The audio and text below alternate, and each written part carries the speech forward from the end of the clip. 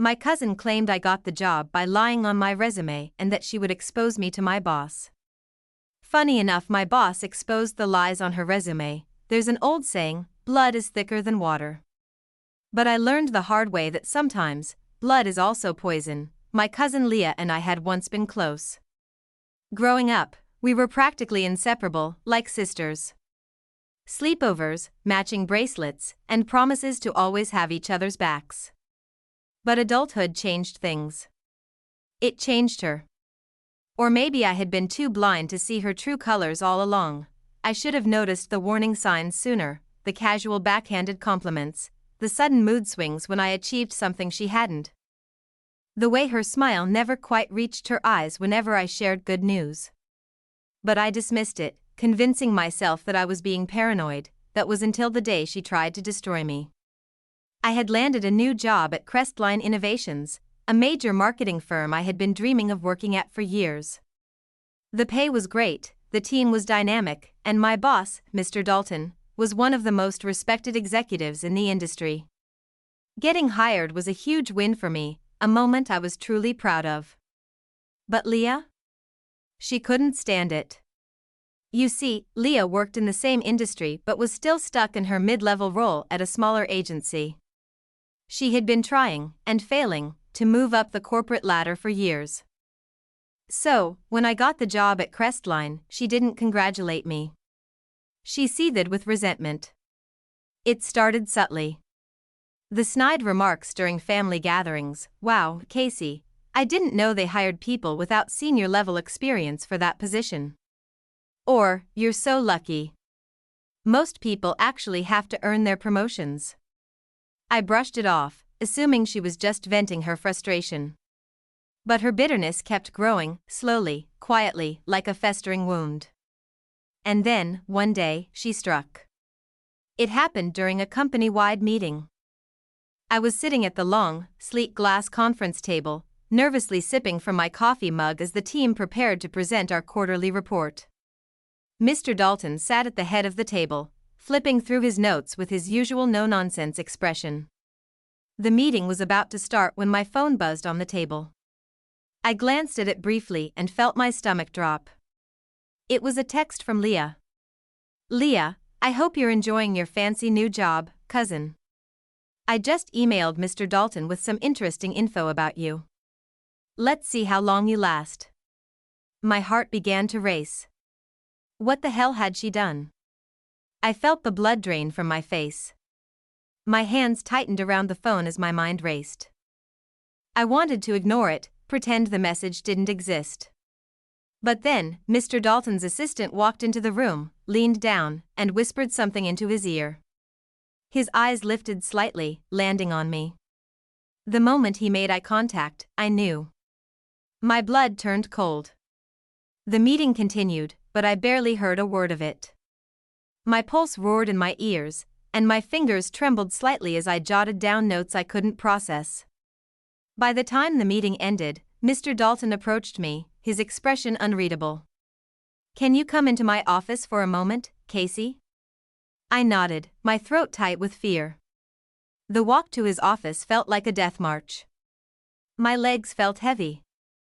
And my heart thudded against my ribs with every step. Once inside, Mr. Dalton gestured for me to sit, his piercing blue eyes scrutinizing me carefully. He leaned back in his chair and crossed his arms. "Is there something you want to tell me?" he asked evenly.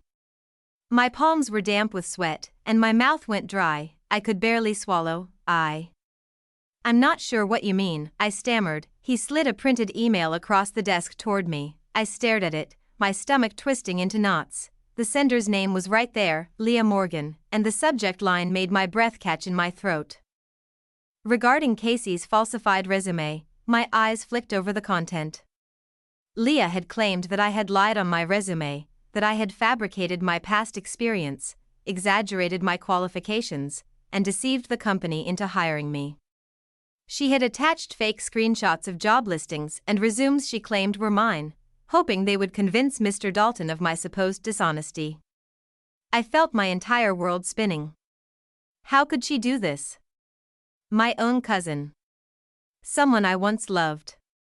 I swallowed hard, my voice barely above a whisper. Sir, I didn't lie on my resume, I said, my voice trembling slightly. Every detail on my CV is accurate. Mr. Dalton didn't respond right away. Instead, he reached into a drawer, pulled out my original resume, and placed it beside Leah's forged evidence. The differences were obvious: the formatting, the dates, the phrasing. He studied me carefully, his eyes sharp. I checked with HR before calling you in here, he said slowly. Everything in your file checks out. Your references verified your work history. Your employment dates match the records. And yet, your cousin sent this.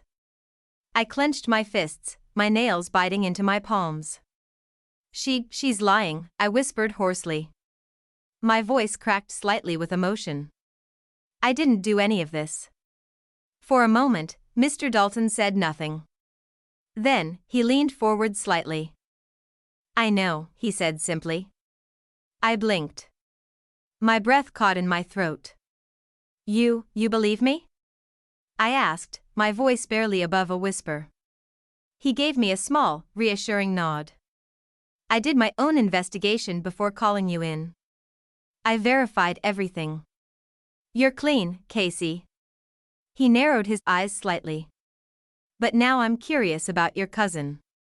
Mr. Dalton was a thorough man, a calculated strategist. He didn't let personal attacks or false claims slide. So, when he saw Leah's audacious attempt to destroy me, he did something she never expected: he looked into her. 2 days later, I was in my office when I heard my phone buzz. It was an email from Mr. Dalton, marked confidential. I opened it with trembling fingers. Inside was a full background report on Leah. And as I read through it, my hands began to shake, not with fear, but with disbelief and righteous satisfaction. Leah had lied on her own resume. The report revealed that she had claimed to hold certifications she never earned. She listed job titles she never held. And worst of all? She had fabricated entire work experiences, listing companies that had no record of her employment. My eyes widened. I could feel my chest tighten with both shock and exhilaration. At the bottom of the email was a short message from Mr. Dalton: we had a background check done on Ms. Morgan. We also contacted one of the companies she claimed to have worked for. They confirmed they've never employed her. Thought you might like to know before I respond to her email.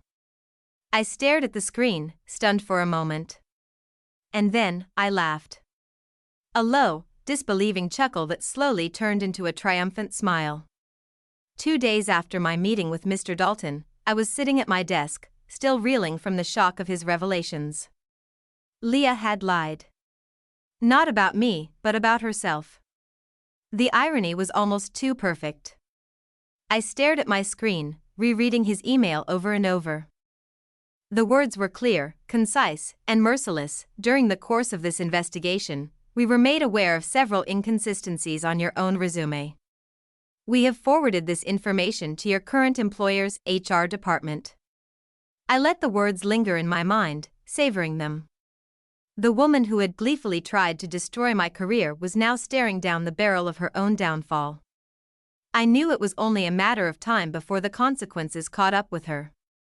Sure enough, less than 48 hours later, the fallout began. It was late afternoon when my phone rang.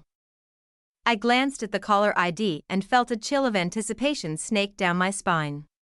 Leah, I let it ring twice, then slowly answered. The moment I said hello, her voice erupted through the speaker, high-pitched and frantic. Her usual smug, condescending tone was gone. Instead, her voice was sharp with panic and desperation. You absolute bitch, she shrieked, her voice trembling with fury. I blinked, my expression impassive. Excuse me?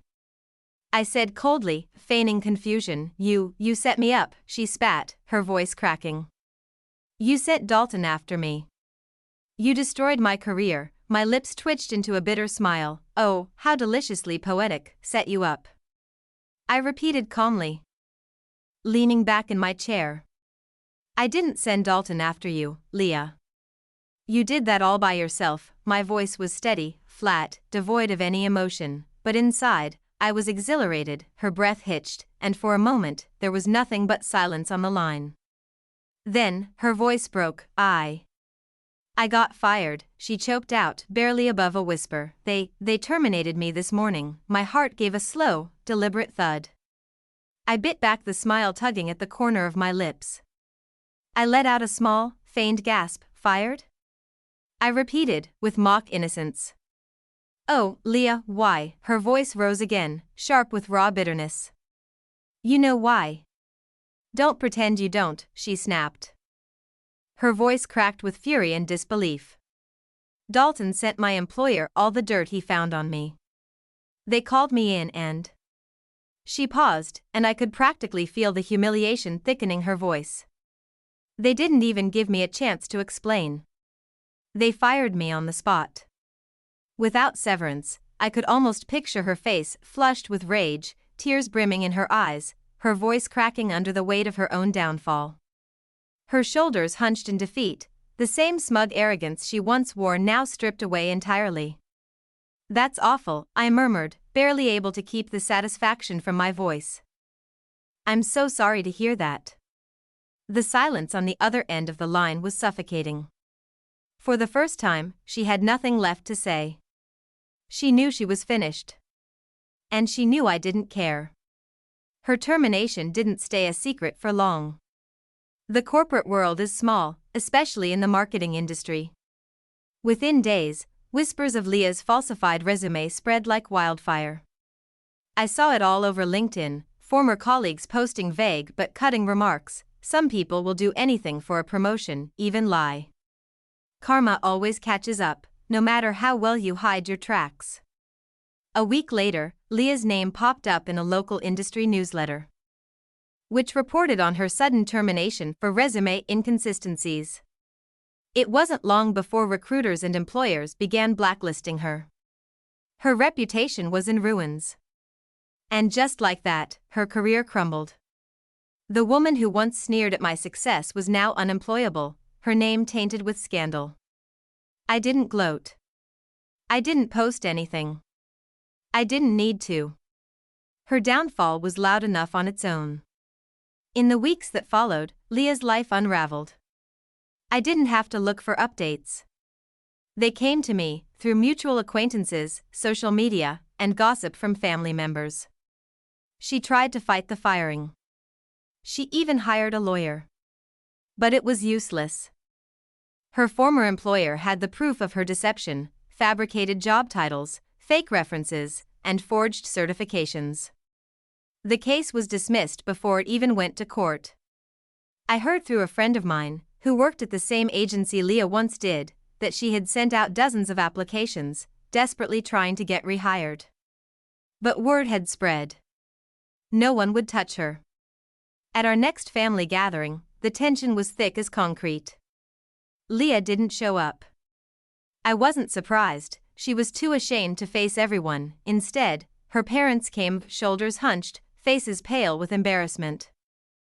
They barely made eye contact with me. At one point, Leah's mother approached me awkwardly, her voice low. She's going through a hard time right now, she muttered softly, her eyes darting around the room.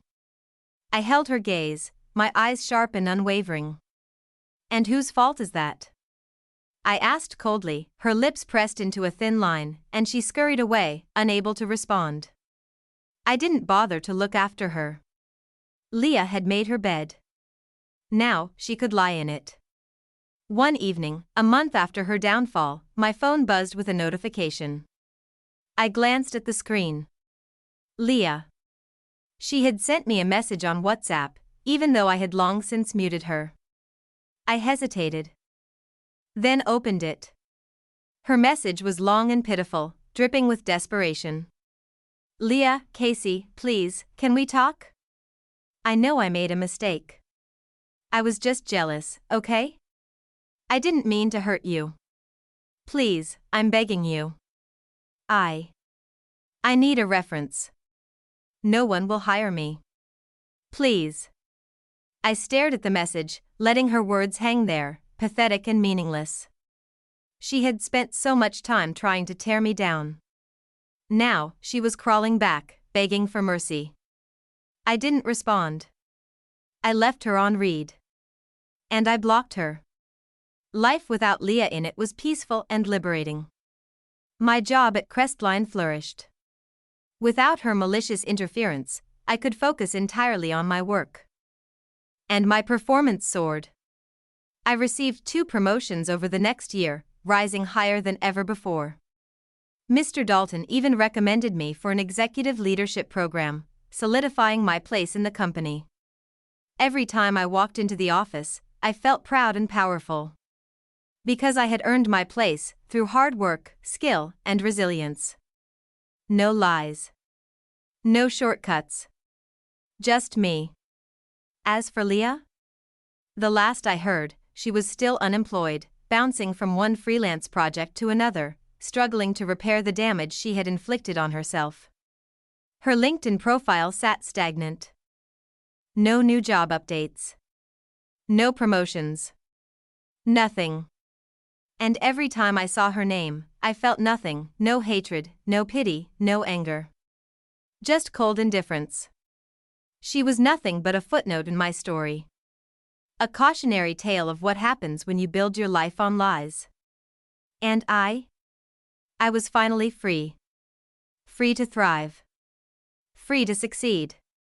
And free from the toxic shadow she had once cast over my life.